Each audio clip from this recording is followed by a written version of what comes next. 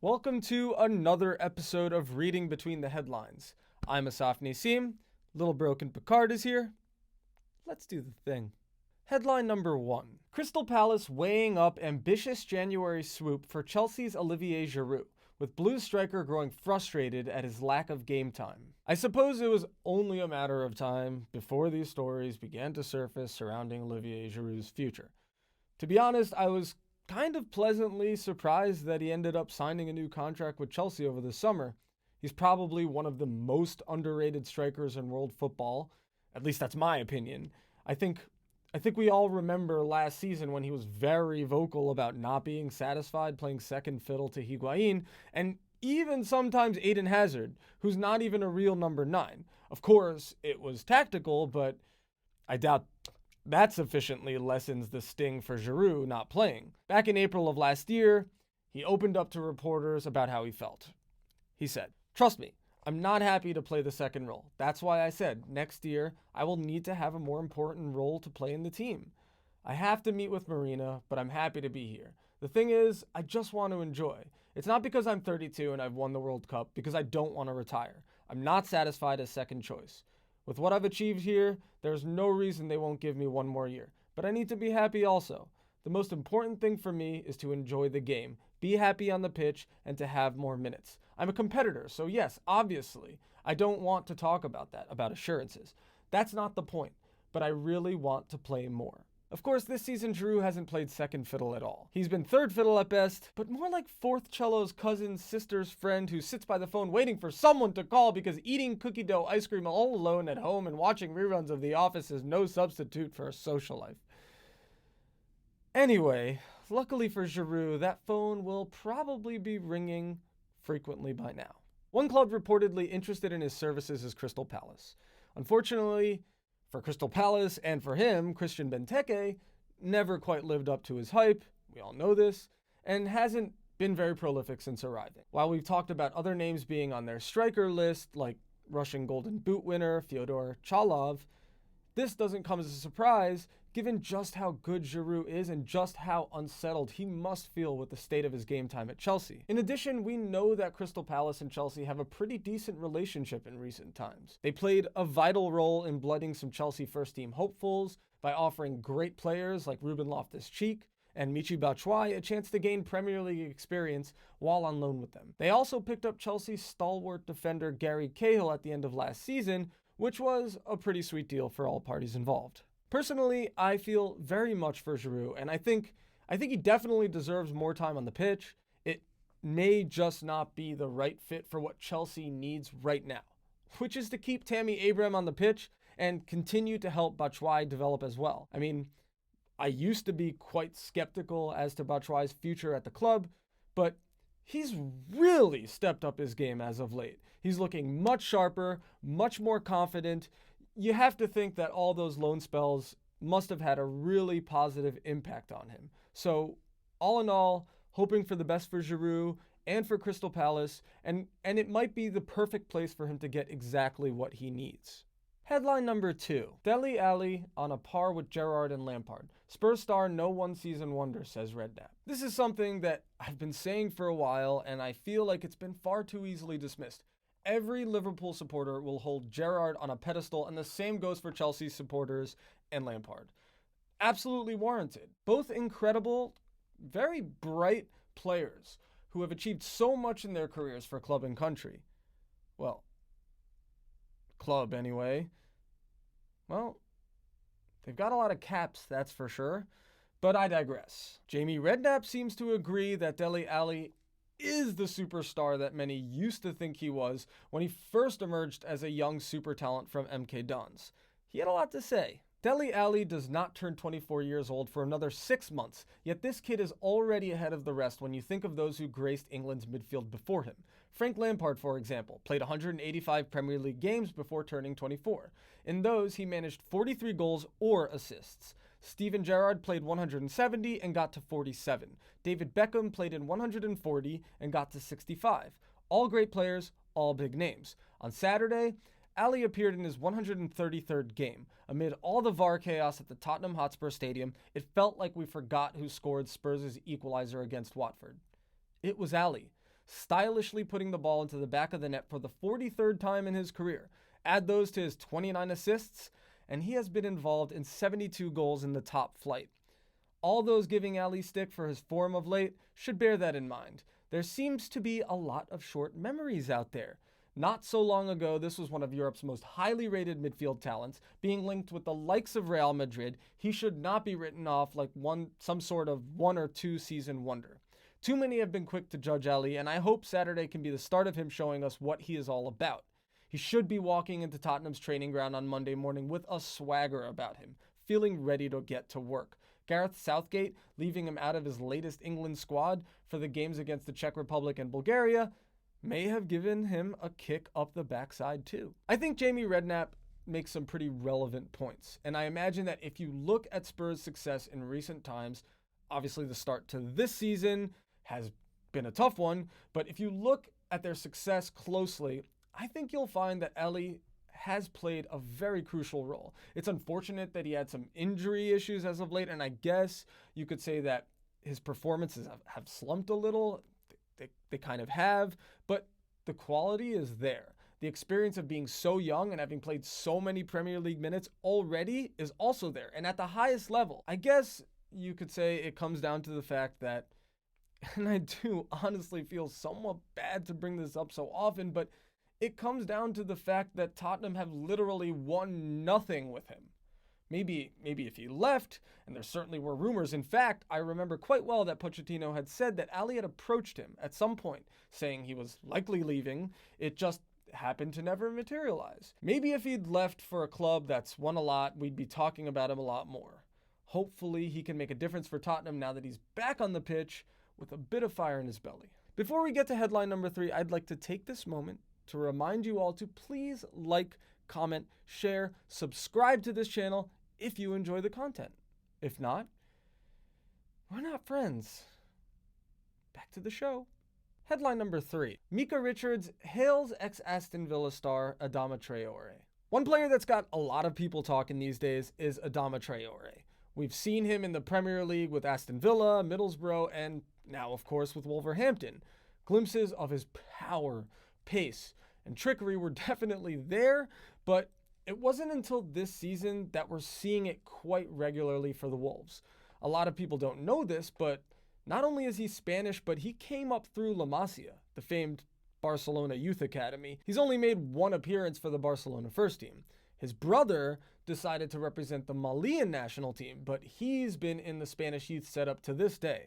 Former Manchester City and Villa man Micah Richards is pleased to see Traore finally enjoying some recognition. He said, "I played with Adama Traore at Aston Villa and he was amazing. I tried to race him one time. I thought I was a quick defender and he gave me about 10 yards. Rookie error." It's nice to see things paying off for him. He has been written off a few times and now he can go on and enjoy his football. Traore is only 23 years old and on the pitch he looks like a monster. But behind the scenes, he seems like a warm, gentle, caring individual, only built like a Jack Diesel freak of nature freight train. Check him out here as he gave a lucky young fan who wrote him a letter an incredibly special private tour of the Wolverhampton training grounds. Not gonna lie, it's pretty adorable.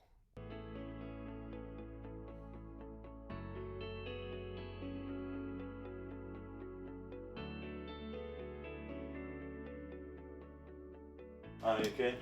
Are you okay? Reed, right? Yes. How are you? You okay? The same hair like me, eh? You're telling me you play in the same position? Yes. You are quick than me? Yeah, you will. You will definitely. Nice to meet you, yeah? Dear Mrs. Traore, when I get big, I want to be like you. I play football. I am number 11. I think your hair is cool and I don't mind that you have it like me. If you want to come and see me, we could be friends and play Xbox, and my mom could make us dinner. When you come around, can you bring Neves? My stepdad loves him. We just had a new puppy, so bring your shin pads as she is crazy. By Reed Powell, age 8.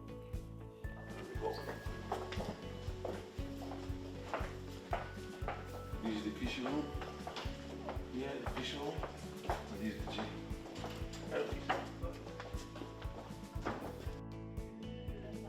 ¿Viste? Dice que no te gusta el pelo, pero mira. Lleva el mismo pelo que yo, pues. Mario.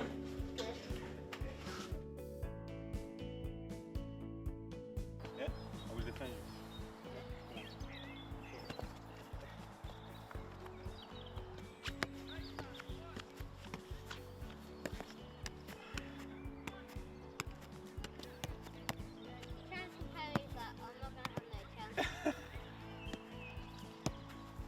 He mark you like this, yeah, or like this, yeah. If I go like this, what you do? You turn, yeah. So it's difficult. If you like this, you turn like this. You lose seconds, yeah. Because I know I'm strong, and if you try come to my body, I can go like this, yeah. But if I know I'm not strong enough, maybe I have to have the control in the ball. If I do that, and if you come, and you change again. Yeah? Yeah. There are too many players in the first level. They will be skillful just like you, they will be talented like you, but the difference when you get in the first level is details. So you have to work. Yeah? Yeah, you will get there for sure. Yeah. Oh,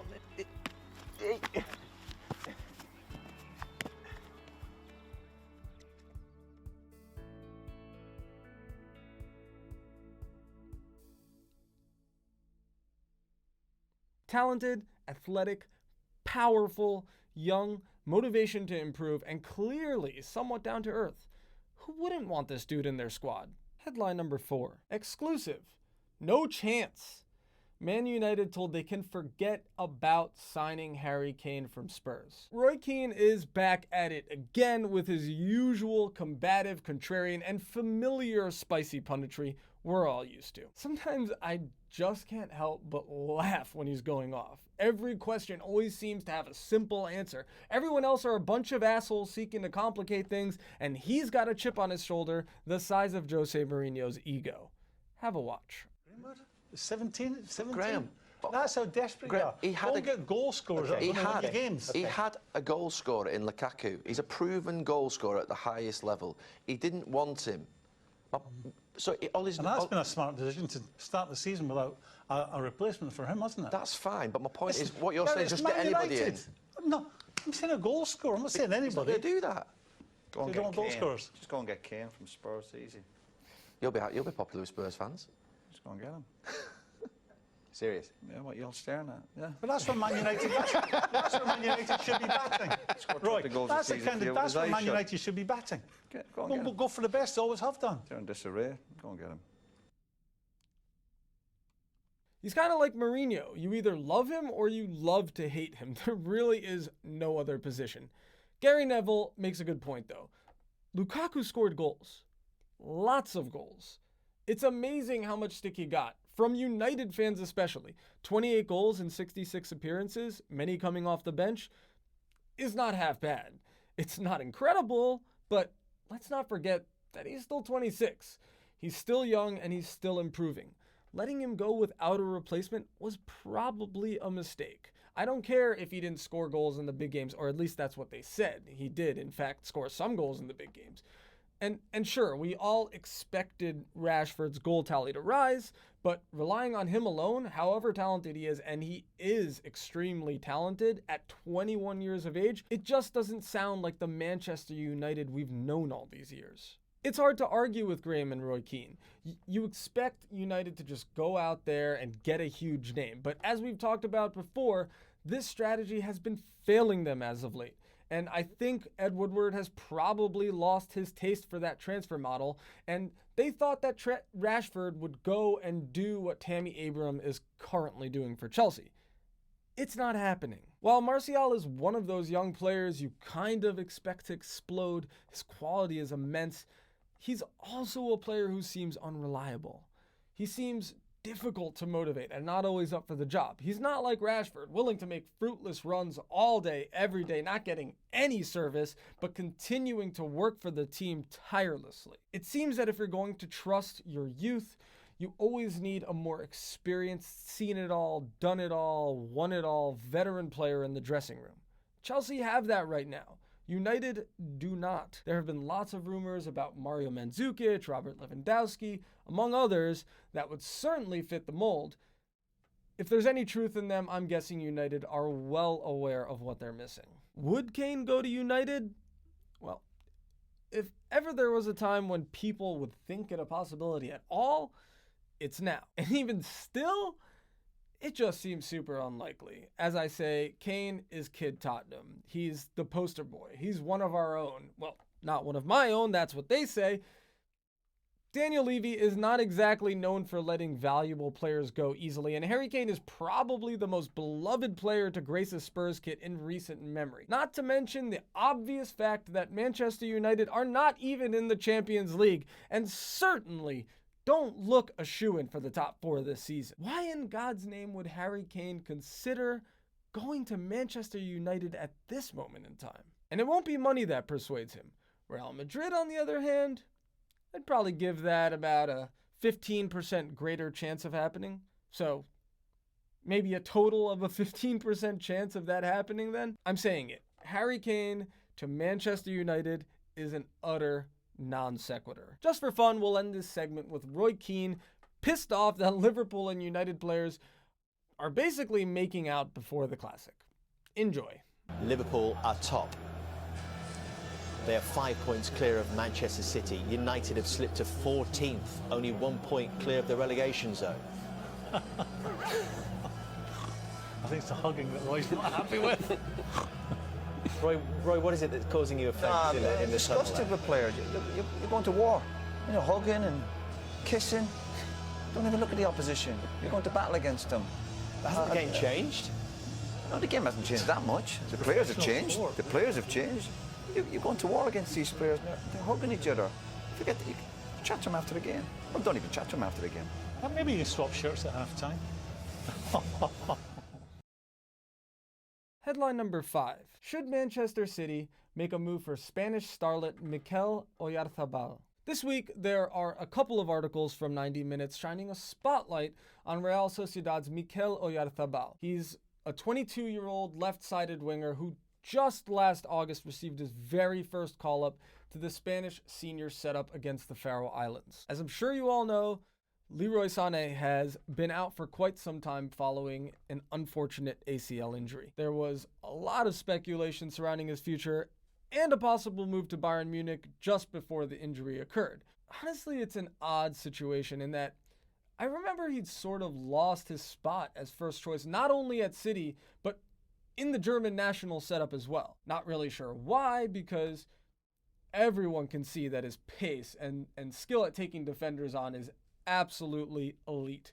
And I don't think it's a character issue. He seems like a really good kid. Regardless, there seems to be something awry, and perhaps he just wants to go home to Germany. While, like I said, he wasn't exactly a regular in the starting 11, you'd think that City would want to replace him. Word is that Oyarzabal is one of the top candidates. While he's not the pacey, tall 1v1 terror that Sané is, he is a pressing defensive workhorse with a high football IQ and the creative passing prowess to unlock a compact defensive block. and we all know how many of those City encounter. He's the type of player who always seems to make the right decision under pressure. His one Achilles heel apparently is that he is not the best crosser of the ball, and one would assume that for a winger, that's kind of a deal breaker. However, he has shown the maturity to be able to improve that aspect of his game, and to be fair, City have got plenty of others capable in that department. It's not as if they're netting tons of headers either. Despite that, he's scored 3 goals and bagged 3 assists in Real Sociedad's last 5 matches in La Liga. He's a free-flowing winger who likes to pass on the inside and loves to harass his opponents when they're on the ball. He's a favorite of Man City's director of football, apparently. His name is Chiki Begiristain. No clue how to pronounce that, and no doubt the type of player that Pep Guardiola would love to develop into the total footballing maestro that he is known for cultivating. Very exciting times for the youngster. I'd love to see him in the Prem, just not against Chelsea. Well, that does it for this week's episode of Reading Between the Headlines. Stick around to see a few more of my favorite goals from the Prem this week. Another reminder to please like, comment, share, subscribe to this channel, and as per usual, from myself and little tiny broken Picard, he's so tiny, so broken, we hope that you live football and prosper.